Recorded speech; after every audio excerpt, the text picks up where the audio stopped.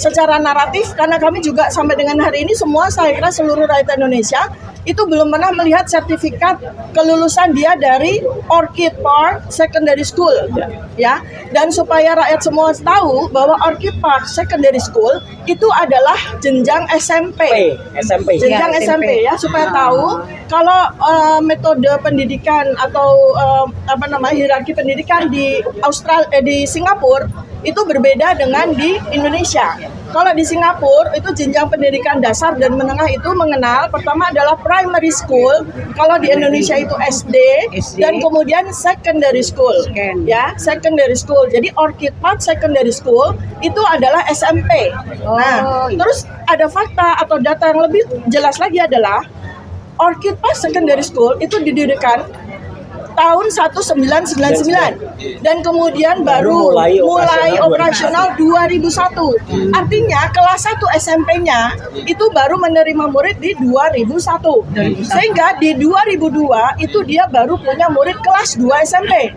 Nah, sementara Gibran mengklaim bahwa dia sekolah di Orchid Park Secondary School tahun 2002. Berarti dia, ya, kalau dia memang betul sekolah di Orchid Park Secondary School, berarti di sana itu hanya menyediakan kelas 1 SMP dan kelas 2 SMP.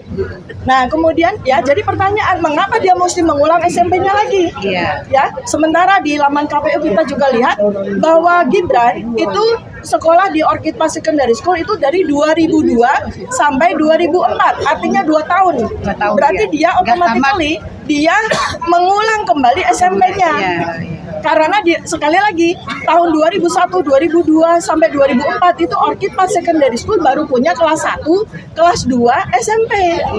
Ini sebenarnya saya tambahin sedikit, Dr. Diva, nanti silakan teruskan lagi. Ada penjelasan sangat bagus dan ilmiah dari yang namanya Dr. Marian Wittenstorky. Melanie Wittenstorky. Ya, itu benar. Bukan mensesatkan seperti si siapa Inalim atau siapa itu yang membuat sesat, ya. Jadi Bu Melanie, terima kasih penjelasannya. Bahkan Bu Melanie menyimpulkan bahwa Gibran itu belum tentu juga lulus SMP, bisa juga dia lulus SD. Majunya lagi. SD. Dan ya, di kesempatan ini Dr. Tifa, saya, kami semua, Dr. Rismon berterima kasih juga untuk ikut membersamai. Sekaligus mohon disampaikan kepada senior-senior ya. Nah, ini SD kalau SD. Ya, kalau ini SD juga biasanya. Kepada salah seorang dari wakil purnawirawan prajurit TNI ada di sini. Mohon ini bisa jadikan bahan juga Bapak-bapak. Kemudian wakil dari Forum Diaspora Indonesia, tadi ada Pak Agus tadi ya, yang juga akan menyampaikan. Nah, jadi artinya kita tidak sendirian, kita banyak itu. Jadi sekali lagi ya, sudahlah. Kalau memang pendidikanmu tuh SD, ya SD aja pakai dasi merah, tulisan SD kayak gini ya, nggak usah gaya-gaya. Lanjut. Ya, jadi ini tadi karena Pak Roy menyinggung ada nama ya, namanya Insinyur Melanie atau Dokter Melanie itu teman baik saya. Ya. Teman baik saya, dia mantan termul. Ya. Dia mantan termul garis keras dan sidang insya. Dari IPB ya? Dari IPB. Dan suaminya itu menjadi dosen profesor di Universitas Sydney. Jadi data yang dia berikan itu sangat akurat dan lebih akurat lagi karena dia mantan termul. Ya. Mudah-mudahan makin banyak lagi termul-termul berpendidikan ya, termul educated yang insaf ya, dan kembali ke jalan benar bersama dengan kita berjuang. Ya. Nah, untuk finalisasi dari apa yang saya sampaikan, saya underline ya, bahwa Gibran itu tidak benar ber-SMA di Singapura tahun 2002 sampai 2004. Karena Orchid Park Secondary School di tahun 2002 sampai 2004 itu baru menyelenggarakan pendidikan SMP kelas 1 dan 2. Artinya berarti dia itu mengulang kembali SMP di Singapura. Itu pun juga kalau dia benar-benar masuk. bukan cuma sekedar mendaftar, ya.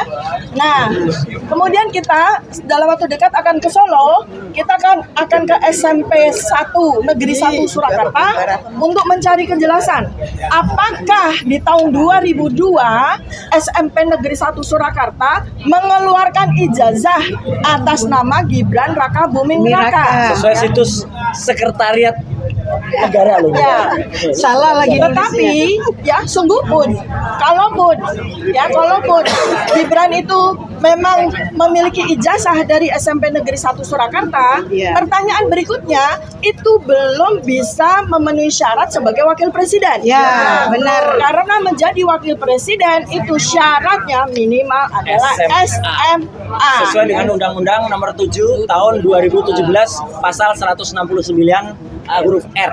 Ya. Jadi kita tuh nggak omong-omong, semua SMA berdasar data resmi. basis resmi. Tadi Bu Kurnia juga sudah menyampaikan dan harapannya agar jangan sampai nanti yang dilakukan Pak Subhan itu akan dilakukan apa Bu? NO itu? Fun Clever Club. Wah. Sudah. Baik. Oke. Dan saya sebetulnya bersama dengan Pak Roy Suryo ya untuk saya remind bahwa kami sebetulnya sudah mempersoalkan tentang pendidikan yang diklaim sebagai pendidikan SMA and/or S2 di Australia Ya, sejak tahun 2023. Ya. Kami sudah berdua, bahkan Gibran sendiri sudah menyinggung pada waktu ulang tahun Narasi TV bersama Najwa Shihab, ya, dia menyinggung ada dua tokoh yang mempersoalkan ijazah saya. Bapak dan Ibu itu. Bapak dan Ibu itu, dan kemudian pada waktu di acara dua tokoh itu maksudnya saya dengan dan secara kebetulan juga karena anak kami juga kuliah di Australia sehingga kami sangat memahami bagaimana requirement, bagaimana persyaratan untuk Iya. bisa kuliah di Australia, Australia, termasuk kemudian mengikuti kelas foundation yang seperti yang diklaim diikuti iya. oleh Gibran di UTS InSearch. Nah, untuk diketahui bahwa UTS InSearch itu adalah lembaga informal yang dibangun oleh UTS untuk Ya. memberikan fasilitas kepada calon-calon mahasiswa yang meminati untuk masuk ke UTS. UTS, ya. Nah, tentu saja kalau ada calon mahasiswa yang ingin ikut di UTS, itu sebelum masuk UTS InSearch, itu dia harus mengikuti atau melampaui requirement IELTS. Ya, IELTS di Australia itu tinggi sekali, Iya. ya, 7,5 malah kalau di Australia ya. Iya. Dan kemudian TOEFL-nya itu pasti di atas 600. Ya, saya juga sudah konfirmasi dengan teman-teman yang ada di Australia.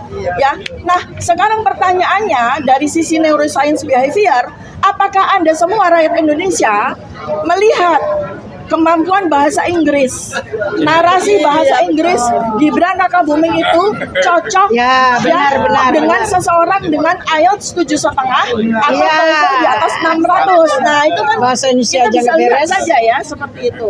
Jadi nah, lalu kemudian kami lanjutkan bahwa UTS InSearch berdasarkan penelitian kami sejak tahun 2023 itu hanyalah lembaga kursus. Iya, iya. Dan itu Informal. berlangsung secara 6 sampai 8 bulan. Iya. Ya, kalau sampai di KPU itu Gibran atau KPU ya kita katakan itu menulis bahwa Gibran mengikuti UTS InSearch 3 tahun, itu ngapain aja? Ya, pertanyaan untuk apa dia mengikuti UTS InSearch selama 3 tahun? Jadi ini adalah sesuatu data-data yang perlu sekali untuk kita lakukan penelitian. Sekali lagi, kami bertiga bersama dengan teman-teman semuanya, para pejuang semuanya, itu tidak melakukan pencemaran nama baik, tidak melakukan fitnah. Kami sedang melakukan penelitian terkait dengan riwayat pendidikan Gibran Rakabuming. Sebab kalau ternyata riwayat pendidikannya menghasilkan simpulan hanya memiliki ijazah SD, maka kita semua punya hak untuk memasukkan Gibran. Ya.